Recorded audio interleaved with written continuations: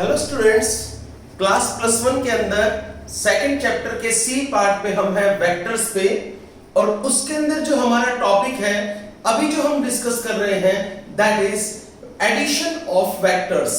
Addition of vectors के अंदर हमने फर्स्ट टाइम जो टॉपिक पढ़ा था that was triangular law of vector addition. अब जो हमारा टॉपिक है this is parallelogram law of vector addition. अगर हम parallelogram law of vector addition की बात करें तो parallelogram law of vector addition हमें क्या कहता है, इसमें हमने क्या सीखा है, इसके बारे में हम यहां पर कंप्लीट डिस्क्रिप्शन अब समझेंगे। प्रॉपरली हम इसको समझने की कोशिश करते हैं। देखिए, ये लॉ हमें ये कहता है कि अगर हमारे पास कोई दो वेक्टर दे रखे हैं और वो दोनों के दोनों वेक्टर एक ही पॉइंट से आते हैं, जैसे अगर हम यहां पर ले तो हम लोगों ने एक पॉइंट लिया, ये रहा, तो यहां इस पॉइंट से हमने दो वेक्टर ड्रॉ कर दिए। दोनों के दोनों वेक्टर हमने एक ही पॉइंट से ड्रॉ किए हैं। दोनों के दोनों वेक्टर मिल करके किसी पैरेललोग्राम की दो साइडें बना रहे हैं। तो हम क्या कहेंगे, हमने कोई दो वेक्टर लिए, दोनों वेक्टर एक ही पॉइंट से हैं, दोनों के दोनों वेक्टर पैरेललोग्राम की दो साइडें बना रहे हैं। तो कुछ इस तरीके से बना। एक वेक्टर हमने यहां पर लिया, ये लीजिए, ये हमारा एक वेक्टर है जो हमने यहां पर बना दिया। दूसरा वेक्टर हमारा ये रहा, ये हमने यहां पर बना दिया। तो देखिए, एक वेक्टर हमने एक जगह पे लिया, दूसरा वेक्टर हमने दूसरी जगह पे लिया। दिस इज P वेक्टर हमने यहां लिया, दिस इज Q वेक्टर हमने यहां लिया। दोनों के दोनों वेक्टर्स के बीच में यहां पर एक एंगल है, ये एंगल थीटा हमने यहां पर ले लिया। तो हमने क्या किया, हमने दो वेक्टर लिए, दोनों के दोनों वेक्टर एक ही पॉइंट से निकल रहे हैं, ये रहे। दोनों के दोनों वेक्टर मिल करके किसी पैरेललोग्राम की दो साइडें बना रहे हैं। तो अगर आप इन दोनों वेक्टर्स का रिजल्टेंट निकालना चाहते हैं तो रिजल्टेंट निकालने के लिए सबसे पहले आप इस पैरेललोग्राम को कंप्लीट करो। तो ठीक है, हम यहां पर पैरेललोग्राम को कंप्लीट कर लेते हैं। हमने यहां पर कहा ये हमारी पैरेललोग्राम कंप्लीट हो जाती है। तो पैरेललोग्राम का जो डायगोनल होगा वो इन दोनों वेक्टर्स का रिजल्टेंट देगा, और पैरेललोग्राम का वो डायगोनल जो उस पॉइंट से निकलता है, जिस पॉइंट से दोनों के दोनों वेक्टर निकलते हैं, उसी पॉइंट से निकलने वाला डायगोनल जो है वो पैरेललोग्राम का रिजल्टेंट प्रोवाइड करेगा। तो कुछ इस तरीके से बात बनी। यहां पर पैरेललोग्राम का ये डायगोनल हमने लिया, ये वाला डायगोनल, ये डायगोनल पैरेललोग्राम का यहां पर हमें रिजल्टेंट प्रोवाइड करेगा। यानी कि ये पैरेललोग्राम का डायगोनल यहां हमें इन दोनों वेक्टर्स का रिजल्टेंट देगा। ये लीजिए, कुछ इस तरीके से हम इसको यहां पर कह देंगे, ये रहा। तो हम आगे चलते हैं। देखिए स्टेटमेंट में क्या बना। स्टेटमेंट ये कहती है, अगर हमारे पास कोई दो वेक्टर दे रखे हैं, दोनों वेक्टर मिलकर के किसी पैरेललोग्राम की दो साइडें बनाते हैं, और दोनों के दोनों वेक्टर एक ही पॉइंट से निकलते हैं, तो इन दोनों वेक्टर का रिजल्टेंट हमें पैरेललोग्राम का वो डायगोनल देगा जो डायगोनल उसी पॉइंट से निकल रहा है जिस पॉइंट से ये दोनों के दोनों वेक्टर्स निकल रहे हैं। तो उसी पॉइंट से जो डायगोनल निकलेगा वो डायगोनल हमें पैरेललोग्राम का रिजल्टेंट प्रोवाइड करेगा। सो हम यहां से कह सकते हैं that R vector is equal to P vector plus Q vector, ये हमारे पास है। हम इस स्टेटमेंट को कहेंगे क्या, हम कहेंगे if two vectors represents the two adjacent sides of a parallelogram in magnitude and direction from same point. I repeat again, if two vectors represents two adjacent sides of a parallelogram in magnitude and direction from same point, then diagonal of parallelogram coming from same point will represent the resultant of these two vectors. I repeat again, when two vectors represents two adjacent sides of a parallelogram in magnitude and direction, then the resultant of these two vectors will be represented by diagonal of parallelogram coming from same point या coming from this point as। अगर हम इससे आगे बढ़े तो अब हमारे पास यहां पर आता है इस parallelogram law of vector addition का अगर हम प्रूफ समझें तो इसका प्रूफ हम कैसे देखेंगे उसके बारे में हम बात करते हैं। मतलब अगर हमारे पास ये रिजल्टेंट यहां पर आ चुका है तो इस रिजल्टेंट का हमें मैग्नीट्यूड भी चाहिए, इस रिजल्टेंट की हमें डायरेक्शन भी चाहिए। तो जब हमें रिजल्टेंट का मैग्नीट्यूड और डायरेक्शन दोनों चाहिए तो चलिए अब हम सबसे पहले यहां पर रिजल्टेंट का मैग्नीट्यूड कैलकुलेट करते हैं। तो हमारा टॉपिक फर्स्ट बना to calculate the magnitude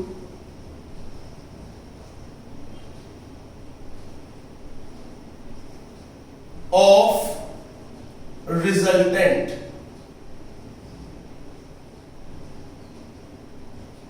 To calculate the magnitude of resultant, अगर हम रिजल्टेंट का मैग्नीट्यूड देखें तो रिजल्टेंट का मैग्नीट्यूड हमें किस तरीके से मिलेगा, हम इस पॉइंट पर अब फोकस करना शुरू करते हैं। तो ठीक है, स्टेटमेंट हमें समझ में आ चुकी है। हम यहां पर आते हैं, आप देखिए कैसे करेंगे। हम लोगों ने यहां पर दो वेक्टर कंसीडर कर लिए। एक वेक्टर हमने ये कहा ये हमारा एक वेक्टर यहां पर दे रखा है, दूसरा वेक्टर हमने ये ले लिया, ये हमारा दूसरा वेक्टर यहां पर गिवन है। आई रिपीट, एक वेक्टर हमने एक बना दिया, दूसरा वेक्टर हमने यहां पर ले लिया। This is our P vector, ये रहा, this is our Q vector, वो ये रहा। तो जो P वेक्टर है this is along this side और जो Q वेक्टर है that is along this side. इन दोनों के बीच में हमने यहां पर एंगल ले लिया थीटा। आगे चलिए, अब हमें इन दोनों वेक्टर का जो रिजल्टेंट बनेगा उस रिजल्टेंट का हमें मैग्नीट्यूड चाहिए। तो देखिए हमने किया क्या है, हमने यहां पर कोई दो वेक्टर ले लिए, एक वेक्टर हमारा P वेक्टर है, दूसरा वेक्टर हमारा Q वेक्टर है। दोनों के दोनों वेक्टर्स के बीच में एंगल हमने थीटा लिया। दोनों के दोनों वेक्टर एक ही पॉइंट से आ रहे हैं। ये लीजिए, these both vectors are coming from same point. Now अब हमें इन दोनों के दोनों वेक्टर्स का रिजल्टेंट कैलकुलेट करना है। रिजल्टेंट कैलकुलेट करने के लिए हम इस पैरेललोग्राम को कंप्लीट कर देंगे। तो लीजिए, हमने यहां पर पैरेललोग्राम को कंप्लीट किया। ये हमारे पास यहां पर हमने पैरेललोग्राम को कंप्लीट कर लिया है। चलिए आगे, अगर हम इस पैरेललोग्राम को कंप्लीट करके आगे बढ़ते हैं तो नेक्स्ट पॉइंट हमारे पास समझिए, पैरेललोग्राम का डायगोनल, वो डायगोनल जो उसी पॉइंट से आएगा जिस पॉइंट से ये दोनों वेक्टर निकलते हैं, वही डायगोनल पैरेललोग्राम का इन दोनों वेक्टर्स का रिजल्टेंट प्रोवाइड करेगा। तो चलिए ठीक है, हम यहां पर इन दोनों के दोनों वेक्टर्स का रिजल्टेंट हम बनाएंगे इस डायगोनल की मदद से। ये लीजिए, ये डायगोनल हमने यहां पर लिया है, दिस डायगोनल इज R, ये हमारा R रिजल्टेंट हमारे पास बना है। Now we have to calculate the magnitude of this R। हमें इस r का मैग्नीट्यूड अब कैलकुलेट करना है। देखिए अब ध्यान से, हम लोगों ने जो वेक्टर लिए हैं उनको समझिए, जो हमारे पास किस तरह से वेक्टर्स हैं उनके बारे में हम बात करते हैं। देखिए ध्यान से, एक वेक्टर p वेक्टर वो इस डायरेक्शन में है, दूसरा वेक्टर जो हमारा q वेक्टर है वो इस डायरेक्शन में है, और इनका जो रिजल्टेंट बनेगा वो इस डायरेक्शन में यहां पर आ जाता है। चलिए अब हम यहां से अपनी तरफ से कुछ कंस्ट्रक्शन तैयार करते हैं ताकि हम लोग यहां पर इस r रिजल्टेंट का मैग्नीट्यूड कैलकुलेट कर सके। वो कैसे करना है उसको देखिए। हम सबसे पहला काम क्या करेंगे, हम this is O point, this is A, this is B, this is C। आगे चलिए, हम इस B पॉइंट से एक परपेंडिकुलर ड्रॉ कर लेंगे, ये रहा यहां पर, और यहां से इस पोर्शन पे इधर आ जाइए। दिस पॉइंट इज D, ये वाला पॉइंट हमारा B पॉइंट है, यहां से हमने परपेंडिकुलर ड्रॉ किया, that's why this angle should be of 90 degree. ये हमारा थीटा एंगल है। तो आगे चलिए, यहां पर जो हमारे पास है this is also equal to angle theta, ये भी हमारा थीटा एंगल ही है। अब हम और आगे चलते हैं। देखिए नेक्स्ट क्या है, सबसे पहले हम लोगों ने एक परपेंडिकुलर ड्रॉ किया है, तो हम लिखेंगे draw BD, this is BD perpendicular to किस पर, OD, ऐसे लिख दो। This is BD perpendicular to OD, ये हमने यहां पर बना दिया। चलिए और आगे चलते हैं। नेक्स्ट पॉइंट हमारे पास क्या है उसको जरा आप ध्यान से समझिए, क्या है उसको देखिए, समझिए। अब हम यहां पर राइट एंगल ट्रायंगल देखेंगे। ये हमारे पास एक राइट एंगल ट्रायंगल है, दिस इज OBD। तो आप कह सकते हैं in right angled triangle OBD, right angled triangle OBD की अगर हम बात करें तो इस राइट एंगल्ड ट्रायंगल OBD में आप कहोगे दिस इज OB का square is equal to OD का स्क्वायर प्लस BD का स्क्वायर। आगे चलिए, नेक्स्ट इज अगेन OB का square is equal to OD is equal to OA plus AD, this is OA plus AD का whole square plus this is BD का whole square. आगे चलिए, next is OB का whole square is equal to this is A plus B का whole square, यानी कि this can be considered as A, this can be considered as B. Now we have to apply the identity A plus B का whole square, and it can be written as this is OA square plus AD square plus 2OA into AD plus this is BD whole square। आगे चलिए, next is, अब हम यहां से एक चीज और देख रहे हैं, वो देखिए आप भी, ये हमारे पास OA का होल स्क्वायर ये रहा, ये हमारे पास AD स्क्वायर है, दिस इज AD स्क्वायर ये रहा, दिस इज BD स्क्वायर ये रहा। अब आप एक बात बताइए, ये हमारे पास AD स्क्वायर है, ये हमारे पास BD स्क्वायर है, तो आप अगर ध्यान से देखें राइट एंगल ट्रायंगल के अंदर जो हाइपोटेन्यूज का स्क्वायर होता है that is equal to perpendicular का स्क्वायर प्लस बेस का स्क्वायर। तो इसका मतलब आपको बेस का स्क्वायर प्लस परपेंडिकुलर का स्क्वायर दे रखा है, इन दोनों को हटा के आप यहां पर हाइपोटेन्यूज का स्क्वायर ले सकते हैं। यानी कि आप ऐसा कर सकते हैं, दिस इज यहां पर लिख रहा हूं in triangle A D B, ऐसा कह लो ए बी डी, इसमें क्या है, इसमें ए बी का square, this is A B का square is equal to A D का स्क्वायर प्लस बी डी का स्क्वायर। आगे चलिए, नेक्स्ट इज हमने यहां पर लिखा दिस इज ए डी का square, this is B D का स्क्वायर।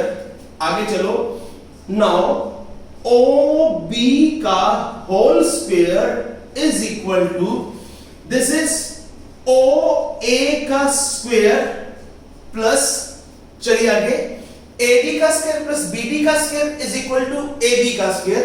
तो इसको और इसको हटा के हम यहां पर लगा देंगे, दिस इज ए बी का square plus 2OA into A D. आगे चलिए, अब हम यहां से इनकी वैल्यू को पुट करना शुरू करते हैं। देखिए क्या है, अगर हम OB की बात करते हैं, यहां पर दिस इज OB, ये क्या है, ये R वेक्टर के मैग्नीट्यूड का स्क्वायर है। आगे चलिए, अगर हम बात करते हैं OA की, दिस OA इज ये P वेक्टर के मैग्नीट्यूड का स्क्वायर है। अगर हम बात करते हैं AB की, तो दिस इज AB, ये हमारे पास Q वेक्टर है, इसके पैरेलल ये भी हमारा Q वेक्टर ही है, तो ये हो गया Q वेक्टर के मैग्नीट्यूड का स्क्वायर। अब बात करते हैं OA, ये रहा, हमें नहीं पता AD का, तो चलिए सबसे पहले हम यहां से अब AD को कैलकुलेट करना शुरू करते हैं। कैसे करेंगे उसको आप ध्यान से देखिए। आप यहां इस ट्रायंगल में से AD को कैलकुलेट करना चाहते हैं, यानी कि आप बेस को कैलकुलेट करना चाहते हैं और आपको यहां हाइपोटेन्यूज का पता है, तो आप क्या करोगे, आप यहां पर लोगे इन ट्रायंगल, कौन सा ट्रायंगल है, A B D, A B D triangle के अंदर आप यहां से कोस थीटा कैलकुलेट कर लो। तो कोस थीटा क्या होगा उसको देखिए, this is cos theta is equal to B upon H. B कितना है, this is A D, upon H कितना है, दिस इज ए बी। आगे चलिए, नेक्स्ट, नाउ अगर हम एडी की बात करते हैं, तो AD is equal to A B cos of theta. आगे चलिए, अब हम इन सब की यहां पर वैल्यू पुट करते हैं। एडी की जगह पे हम पुट कर देंगे A B cos of theta. चलिए आगे, अब हम यहां से इधर आते हैं उस जगह पे, ताकि हम लोग इसको यहां पे प्रॉपर लिख सके। समझिए क्या है, ओ बी का square is equal to R vector के मैग्नीट्यूड का square is equal to O A का square is equal to P vector के मैग्नीट्यूड का square plus, now next is A B का square is equal to this is Q vector के magnitude का square plus, आगे बढ़िए, this is 2, ये रहा। ओ ए क्या है, this is O A, what do you mean by the value of O A, this is P vector का magnitude हमने यहां पर लिया। आगे बढ़िए, ए बी क्या है, दिस इज क्यू वेक्टर का मैग्नीट्यूड हमने यहां पर लिया, this is cos of theta. आगे बढ़िए, ये हमारे पास आर वेक्टर के मैग्नीट्यूड का स्क्वायर आया है। अगर हम आर वेक्टर कैलकुलेट करना चाहें, तो आर वेक्टर के मैग्नीट्यूड का स्क्वायर ये है, तो आर वेक्टर का मैग्नीट्यूड कितना होगा, that will be equal to, हम square root on both side कर देंगे, तो यहां पर स्क्वायर से स्क्वायर रूट कैंसिल होगा, ये बचेगा हमारे पास, दिस इज पी वेक्टर के मैग्नीट्यूड का स्क्वायर प्लस क्यू वेक्टर के मैग्नीट्यूड का स्क्वायर प्लस 2 पी वेक्टर का मैग्नीट्यूड इंटू क्यू वेक्टर का magnitude into cos of theta. ये हमारे पास रिजल्टेंट का मैग्नीट्यूड आया है। अब हम इसके अंदर थोड़ा और आगे बढ़ेंगे। अब हम देखेंगे यहां पर इसके स्पेशल केसेस क्या बनते हैं। आप समझिएगा, जो हमारे पास यहां पर स्पेशल केस बनते हैं उनके बारे में हम और भी डिस्कस कर सकते हैं। वो क्या है आप समझिए। अगर यहां हमारे पास जो थीटा एंगल है that is between P vector and Q vector, P vector और क्यू वेक्टर के बीच में एंगल थीटा है, तो हम चाहे तो यहां पर ये कंडीशन लगा सकते हैं। First, if theta is equal to 0 degree, अगर थीटा एंगल 0 डिग्री होगा तो क्या होगा, तो देखिए क्या होगा।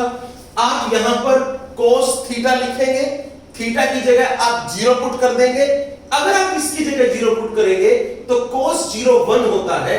आपके पास यहां पर आ जाएगा r वेक्टर का मैग्नीट्यूड इज इक्वल टू किसके बराबर है, देखिए जरा, दिस इज p वेक्टर के मैग्नीट्यूड का स्क्वायर प्लस q वेक्टर के मैग्नीट्यूड का स्क्वायर प्लस 2 p वेक्टर का मैग्नीट्यूड इंटू q वेक्टर का मैग्नीट्यूड। ये रहा, तो ये क्या बना, a square plus b square plus 2ab, ये आपके पास आया। आप इसको लिख सकते हैं, दिस इज p वेक्टर का मैग्नीट्यूड प्लस q वेक्टर का मैग्नीट्यूड, यहां पर लिखा, और इस सारे का आपने होल स्क्वायर कर दिया, और यहां पर इसका स्क्वायर रूट भी है। स्क्वायर से स्क्वायर रूट कैंसिल हुआ, तो आप यहां पर लिख सकते हैं दिस इज p वेक्टर का मैग्नीट्यूड प्लस q वेक्टर का मैग्नीट्यूड। ये हमारे पास आया। नाउ अगर हम चाहें तो सेकंड केस बना दें। सेकंड केस में हम ये ले लें कि ये जो एंगल थीटा है that angle theta is equal to 180 degree. 180 degree और 0 डिग्री में देखिए क्या चेंजेस है। 0 डिग्री ऐसा होगा कि यानी कि ये वाला O पॉइंट यहां पर हुआ, P वेक्टर भी यहीं पर ही है और Q वेक्टर भी यहीं पर ही है, यानी कि दोनों के दोनों वेक्टर सेम डायरेक्शन में है। इन दैट केस हम कहेंगे कि आप उन दोनों के मैग्नीट्यूड को ऐड कर दो तो आपको यहां पर रिजल्टेंट का मैग्नीट्यूड मिल जाएगा। सेकंड केस, अगर हम ये कहें कि यहां पर जो एंगल थीटा है that is equal to 180 degree, what should be done in this case, क्या करें, यहां पर आप पुट कर दे थीटा की जगह 180 डिग्री, cos 180 -1 होता है, तो यहां से ये खत्म होगा और आपके पास जो वैल्यू आएगी that will be like this.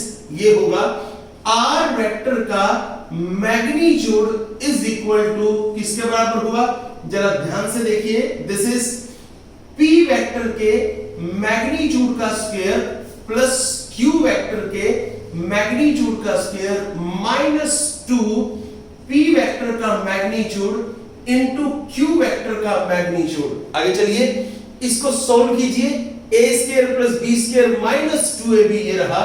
This is now यहां पर आइए क्या बना, दिस इज p वेक्टर का मैग्नीट्यूड माइनस q वेक्टर का मैग्नीट्यूड, सारे का होल स्क्वायर है, स्क्वायर से स्क्वायर रूट कैंसिल हुआ, आपके पास यहां पर आ गया p वेक्टर का मैग्नीट्यूड माइनस q वेक्टर का मैग्नीट्यूड।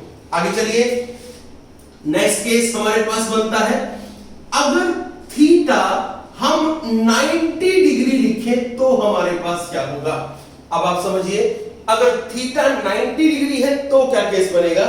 इससे पहले आप डायग्राम से समझ लीजिए कि अगर थीटा 180 डिग्री है तो क्या बनता है।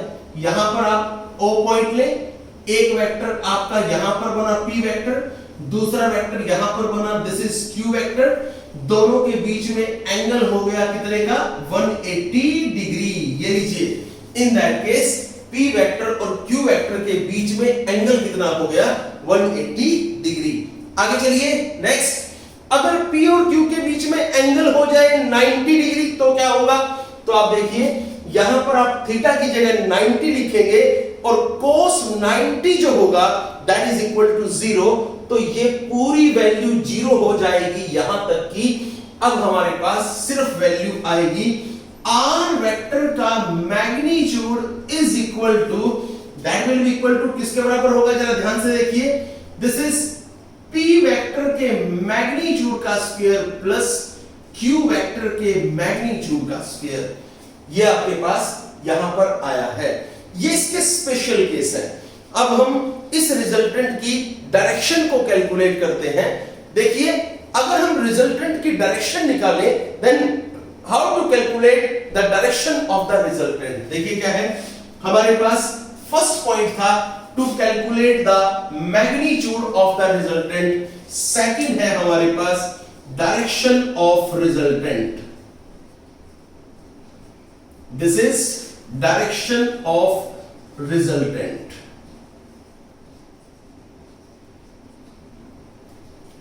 How to calculate the direction of resultant, कैसे निकालेंगे उसको भी ध्यान से समझिए, कैसे करना है उसको देखिए। अगर हम यहां पर ये देखें कि ये हमारा रिजल्टेंट है, ये रहा, और मान लेते हैं इस रिजल्टेंट ने इन दोनों वेक्टर्स में से किसी एक वेक्टर के साथ एंगल बना लिया बीटा। जैसे ये रिजल्टेंट r है, हम कल एज्यूम कर लेते हैं कि मान लो इस r वेक्टर ने इस p वेक्टर के साथ एक एंगल बना लिया and that angle is beta. ये एंगल यहां पर बना, दिस इज बीटा। अब आप एक बात बताओ, आपके पास यहां पर राइट एंगल ट्रायंगल है, ये रही, दिस इज OBD। ये जो OBD राइट एंगल ट्रायंगल है, इस OBD राइट एंगल ट्रायंगल से आपको टेंजेंट ऑफ बीटा कैलकुलेट करना है। तो चलिए यहां से हम टेंजेंट ऑफ बीटा कैलकुलेट करते हैं। कितना बना उसको समझिए। टेंजेंट ऑफ बीटा क्या है बताइए, टेंजेंट क्या होता है? Tangent is equal to P upon B। जो P है दैट इज परपेंडिकुलर, हमने यहां पर लिखा this is equal to BD upon में B ये रहा, दिस इज OD ये आया है। आगे चलिए, BD अपॉन OD ये हमने लिखा। अब हम थोड़ा और आगे चलते हैं, दिस इज BD अपॉन, अगर हम OD की बात करें तो OD होता है OA प्लस AD। तो ये लीजिए, this is OA plus AD।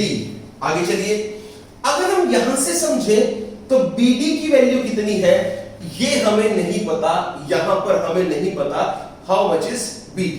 Second is OA की वैल्यू ये रही, हमें पता है। AD की वैल्यू ये रही, हमने कैलकुलेट कर ली है। अब जो हमें वैल्यू चाहिए दैट इज ऑफ BD, वो हमें BD की वैल्यू चाहिए। आ जाइए, इन ट्रायंगल ABD क्या होगा, इन ट्रायंगल ABD, तो ABD ट्रायंगल में आपको हाइपोटेन्यूज दे रखा है और आपको परपेंडिकुलर कैलकुलेट करना है। कैसे करेंगे, दिस इज, यहां से साइन ऑफ थीटा निकालो। Sine theta is equal to P upon H, ये रहा, this is P equal to BD, ये हमारे पास P है, ये रहा, अपॉन में H ये रहा, दिस इज AB हमने लिखा। आगे बढ़िए, नेक्स्ट इज BD हमारे पास यहां पर है, आप यहां से BD निकाल सकते हैं। कितना बना जरा बताइए, this is BD equal to AB sine of theta. चलिए आगे, next is tangent of beta is equal to, यहां से आप BD की वैल्यू लिख दो, BD is equal to AB sine theta upon OA हमारे पास है, this OA is equal to P vector का मैग्नीट्यूड, हमने यहां पर लिखा, दिस इज P वेक्टर का मैग्नीट्यूड, साथ में AD हमारे पास है, ये रहा, this is AB cos theta, A B जो है दिस इज क्यू वेक्टर का मैग्नीट्यूड, तो आपके पास यहां पर आएगा दिस इज क्यू वेक्टर का magnitude into cos of theta. तो इस तरीके से आपके पास यहां पर ये डायरेक्शन आ गई है, ये आपके पास यहां पर डायरेक्शन रिजल्टेंट की डायरेक्शन आई है, और ये हमारा रिजल्टेंट का मैग्नीट्यूड हमने निकाल लिया है। ये हमारा complete parallelogram law of vector addition है। अब हम आते हैं इससे नेक्स्ट लॉ पे। Parallelogram law of vector addition के बाद जो हमारे पास आएगा next will be polygon law of vector addition.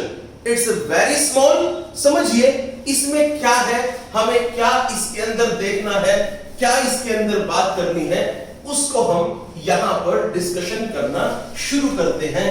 सो आप देखिए polygon law of vector addition में हम क्या करें, उसके अंदर हम क्या पढ़ेंगे। दिस इज, ये कहता क्या है इसको समझिए। This is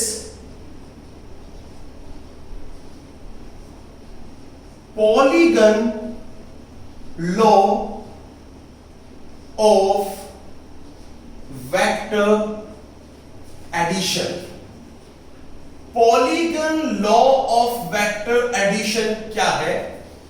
polygon law of vector addition simple law है बिल्कुल।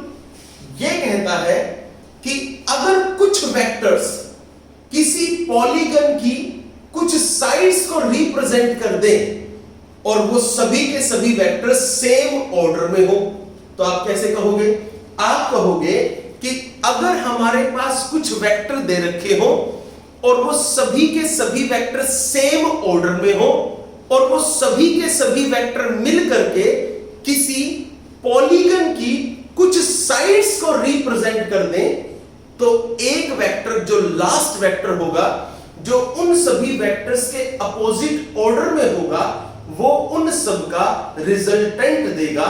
ये polygon law of vector addition हमें कहता है। क्या कहता है? It says if some vectors represent completely few sides of a polygon taken in order, then a single vector taken in opposite order will represent the resultant of these vectors। वो कैसे है उसको देखिए। यहां पर आपने एक पॉलीगन लिया, वो कैसे है? एक यहां पर है, दिस इज P। एक आपने यहां पर ले लिया, दिस इज Q। आगे बढ़िए, ये रहा। एक आपने यहां पर लिया, दिस इज हेयर R। ये आपने यहां पर लिया है। आगे बढ़िए, एक आपने यहां पर लिया, दिस इज S। ये लीजिए, ये सभी के सभी सेम ऑर्डर में है, और जो लास्ट वेक्टर होगा जो इस पॉलीगन को कंप्लीट करेगा, वो इन सब वेक्टर्स का रिजल्टेंट देगा, बट वो इन सब के अपोजिट ऑर्डर में होना चाहिए। आप इसके लिए छोटा सा एक एग्जांपल ले लें। मान लेते हैं ये वाला वेक्टर ए वेक्टर है, ये वाला वेक्टर बी वेक्टर है, ये वाला वेक्टर सी वेक्टर है, ये वाला वेक्टर हमारा डी वेक्टर है, देन ये वाला हमारा आर वेक्टर है, जो इन सब का रिजल्टेंट हमें देगा।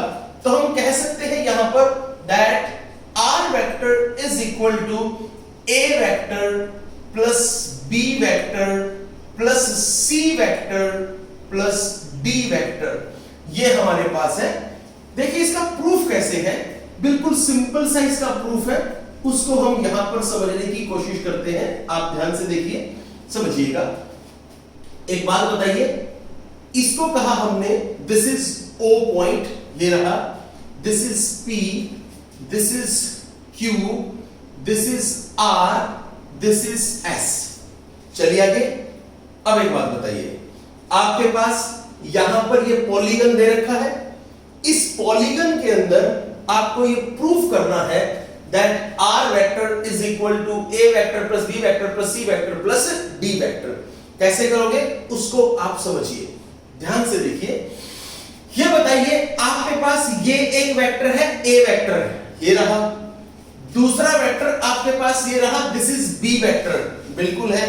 जब ये ए वेक्टर है, ये बी वेक्टर है और ये दोनों के दोनों सेम ऑर्डर में हैं, तो आप जानते हैं according to triangular law of vector addition, अगर कोई दो वेक्टर सेम ऑर्डर में हो तो उन दोनों वेक्टर्स का रिजल्टेंट एक तीसरा वेक्टर देगा जो उनके अपोजिट ऑर्डर में होगा।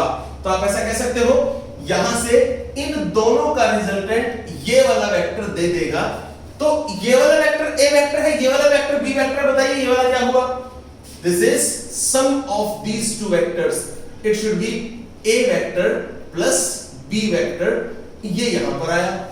आगे चलिए, अगर ये वाला vector A vector plus B vector है इस डायरेक्शन में, ये वाला वेक्टर है सी वेक्टर इस डायरेक्शन में, तो एक बात बताइए, ये वाला वेक्टर और ये वाला वेक्टर दोनों मिलकर के किसी ट्रायंगल की फिर से दो साइड बनाते हैं, तो इसका मतलब दोनों सेम ऑर्डर में भी हैं, तो इन दोनों का रिजल्टेंट कौन देगा? इन दोनों का रिजल्टेंट हम मान लेते हैं ये वाला वेक्टर इन दोनों का रिजल्टेंट हमें प्रोवाइड कर देगा। तो बताइए इस वेक्टर को मैं क्या लिख सकता हूं? It should be A vector plus B vector plus C vector. आगे चलिए, ये वाला वेक्टर इस डायरेक्शन में है, this is A plus B plus C vector इधर है, इसके सेम ऑर्डर में ये डी वेक्टर है, ये रहा। तो जब आपके पास एक vector A vector plus B vector plus C vector यहां है, इसके सेम ऑर्डर में इधर डी वेक्टर है, तो आप सोच सकते हैं ये दोनों वेक्टर, देखिए ये एक वेक्टर और एक ये vector, these both are in same order, तो ये दोनों मिल करके किसी ट्रायंगल की दो साइडें बनाएंगी। और अब आप समझ सकते हैं इन दोनों का रिजल्टेंट ये वाला वेक्टर प्रोवाइड करेगा। अगर ये इन दोनों का रिजल्टेंट प्रोवाइड करेगा तो इसका मतलब आप लिख सकते हैं that R vector is equal to, किसके बराबर है ये? A vector plus B vector plus C vector plus D vector, ये हमारे पास आ जाता है। क्लियर है? यहां पर हमारे एडिशन ऑफ वेक्टर्स फिनिश होता है। वेक्टर्स के एडिशन में तीन लॉ हमें करने हैं। पहला है triangular law of vector addition, दूसरा है parallelogram law of vector addition, तीसरा है polygon law of vector addition. उनमें से जो फर्स्ट टू है, जो हमारा triangular law of vector addition और parallelogram law of vector addition, ये आपके हाफ ईयरली में भी आएगा, ये आपके एनुअल एग्जाम में भी आएगा। इन दोनों में से कोई एक आपसे हमेशा पूछा जाता है। सो आई होप आपको ये समझ में आया होगा। आप इस वीडियो को बार बार देखते रहिए, जो डाउट हो वो क्लियर करते रहिए। All the best.